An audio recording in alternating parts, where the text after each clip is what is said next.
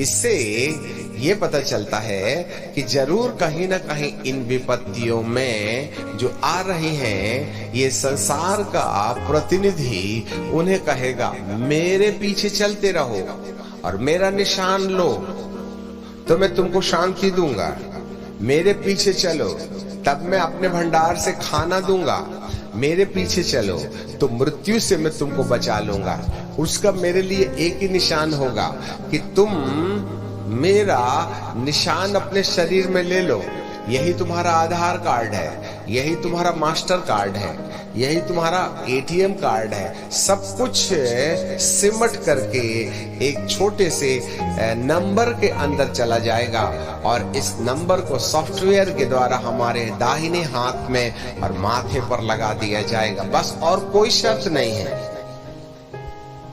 अब या तो आप रोटी कपड़ा मकान के लिए संसार के प्रतिनिधि के पीछे चलिएगा या प्रतिष्ठा के लिए उसके पीछे चलिएगा, औधा मान मर्यादा के लिए उसके पीछे चलिएगा।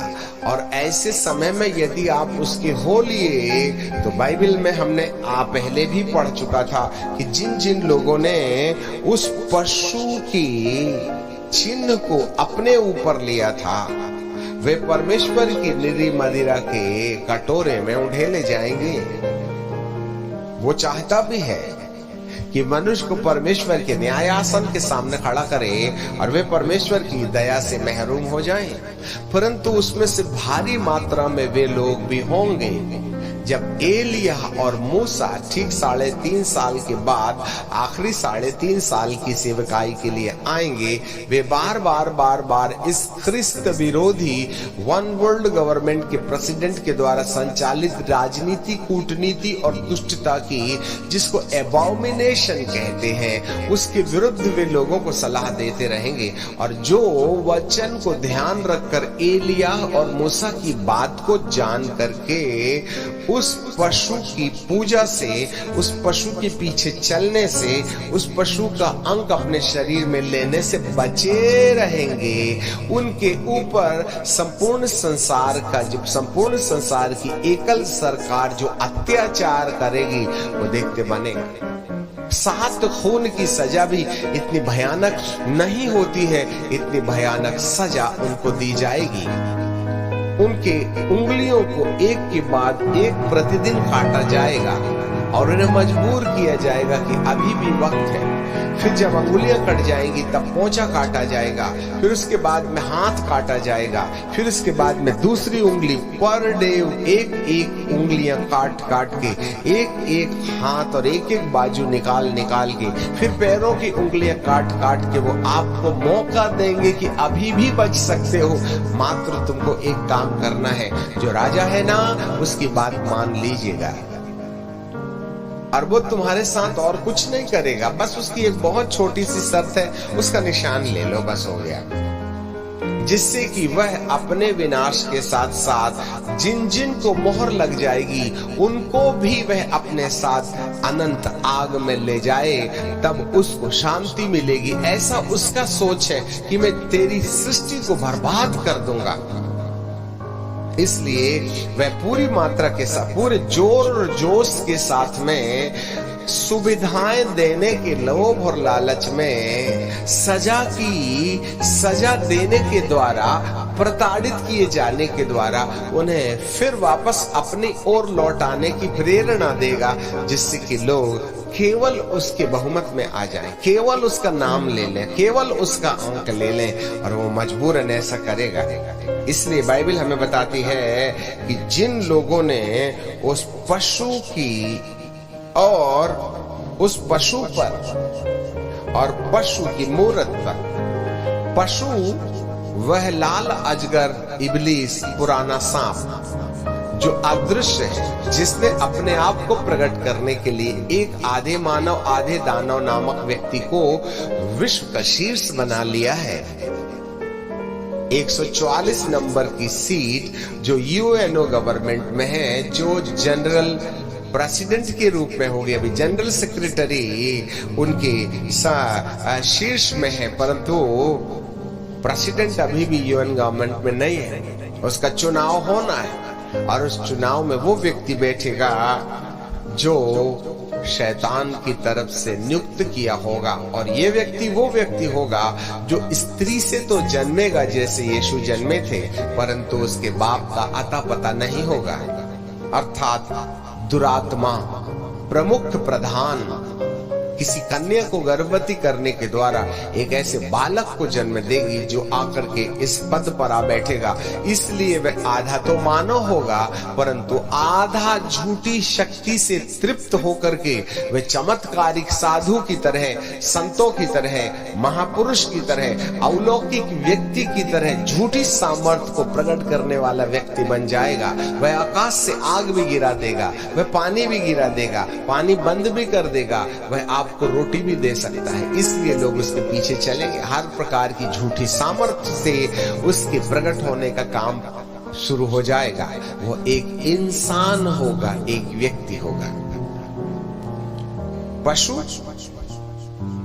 और पशु की मूरत। मूरत बोले तो जैसे लोहे लंगड़ पत्थर की जो मूरत है ना, जिसको आप सिजदा करते हैं, वैसी वाली कोई मूरत की कल्पना निरी अज्ञानता होगी। मूरत जो होती है उसकी पूजा की जाती है। पूजा का मतलब होता है अपने आप को उसके सामने झुकाना। To submit our whole being unto the control of the idol is called the worship. आगामी दिनों में कुछ ऐसा होगा कि एक ऐसा सिस्टम संपूर्ण धरती पर आ जाएगा जिसकी प्रैक्टिस अभी चल रही है।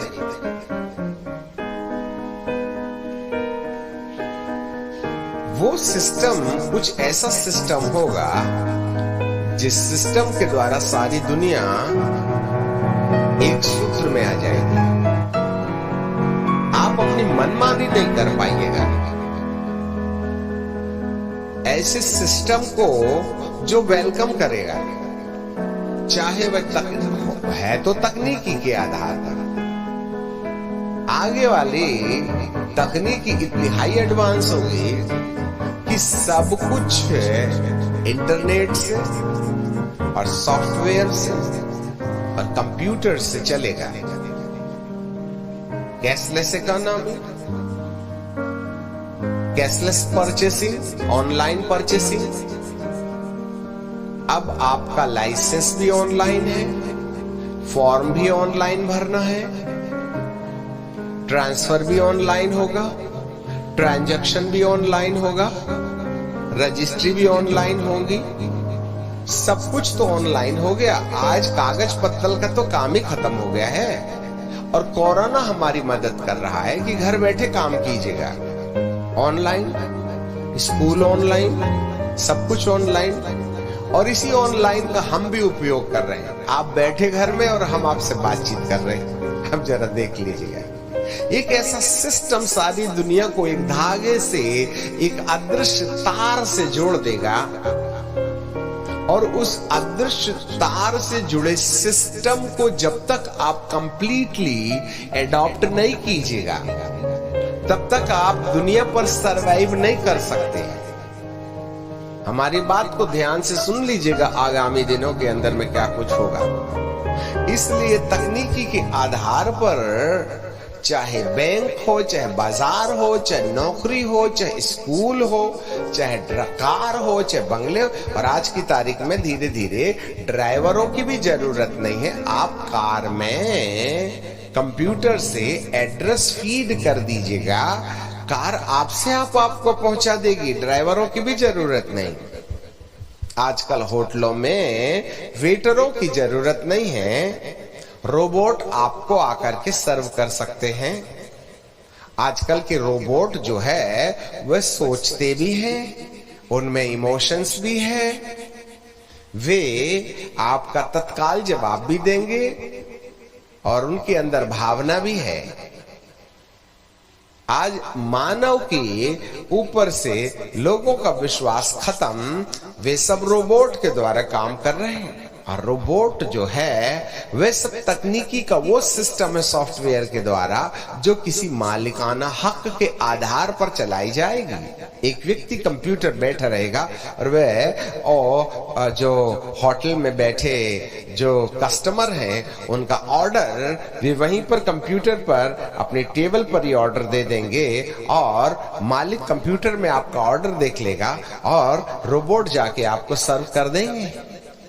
आपको क्या लगता है आप धीरे धीरे किसकी आराधना कर रहे हैं? धीरे धीरे किसके सबमिशन में जा रहे हैं? ये सब 7 साल के महाक्लेश काल में होना चाहिए था, परंतु उसकी प्रैक्टिस अभी से चल रही है। इससे ऐसे पता चलता है कि समय बहुत कम है। आपको मालूम है उस सिस्टम को जो समर्पित हो जाएगा, जिसके बिना काम नहीं चलेगा। और आज की तारीख में धीरे धीरे हमारी आदत बन गई है कि मोबाइल मतलब पत्नी, माँ बाप सब तीसरी चौथी जगह में चले गए। हर मिनट और सेकंड हमारे हाथ में मोबाइल। तो आप किसकी पूजा कर रहे हैं? आपका भाव किसके लिए समर्पित हो रहा है? इसलिए मोबाइल का उतना ही उपयोग किया जाए जितना जरूरी है। आप मोबाइल से परहेज करें और मोबाइल के मामले में धर्मी रहें। इस सॉफ्टवेयर को उतना ही काम में लाना जितनी जरूरत है। और जब तक इशू नहीं आ जाते हैं तब तक सॉफ्टवेयर कंप्यूटर अपने में ज्यादा खराब नहीं है, परंतु इसका ज्यादा उपयोग यदि हो जाए तो हम मूर्त की पूजा से कहीं कम नहीं होंगे। इसलिए मैं परमेश्वर का दास होने के नाते आपको सलाह देना चाहते हैं, अपने डीएनए में, अपनी हेरिडिटी में, अपनी आदतों में ये मोबाइल के साथ में ज्यादा छेड़छाड़ करके अपने खून का डीएनए ना बना लें। आप मेरी बात को गौर से सुनिएगा। एक बार यदि मोबाइल की छेड़छाड़ यदि आपके खून के अंदर समा गई तो आपको जितना डांटा जाए, जितना फटकारा जाए, आप कभी भी अपने डीएनए में एक बार इस मूर्त की पूजा का असर देख लीजिएगा तो वह मिटा पाना कठिन होगा। ये डीएनए है, आदत से लाचार है। अभी हमने एक न्यूज में देखा था, 1 साल में अपने भारत में 3000 बच्चे रोडों में पकड़े गए जो 5 साल से लेकर के 12 साल के थे, 11 साल के थे। और वे पुलिस के द्वारा पकड़े गए और उनको पूछा गया पुलिस स्टेशन में ले जाके, तुम क्यों घर से भाग निकले हो? तो इन 3000 बच्चों ने एक ही स्टेटमेंट दिया, हमारे मामा पापा हमको मोबाइल नहीं खेलने देते इसलिए हम घर से भाग गए। 3000 children, they ran away from their house because the parents were directing them so they may not be using a lot of mobile in their own life because that the mobile is the harmful for their future। इसलिए उन्होंने अपने घर छोड़ दिए 5 साल से लेकर के 10 साल के बच्चे। ये डेटा है गवर्नमेंट के पास में। इसका मतलब है आज बच्चों के डीएनए में धीरे धीरे उस मूर्त की पूजा करने का अंश दिखाई दे रहा है। अभी तो 4G पर चल रहे हैं, अभी 5G आएगा। 5G क्या कलाकारी दिखाएगा उसके बारे में मैं आपको बताना नहीं चाहते हैं क्योंकि मुझे भी ज्यादा नहीं मालूम है। अभी सवाल ये उठता है कि मूर्त की पूजा, और ये जो कुछ भी होगा ना वह सब सैटेलाइट से कंट्रोल्ड होगा और सैटेलाइट का कंट्रोल मेगा कंप्यूटर से होगा और मेगा कंप्यूटर का नाम है द बीस्ट और उसका अंक 666 से शुरू होता है।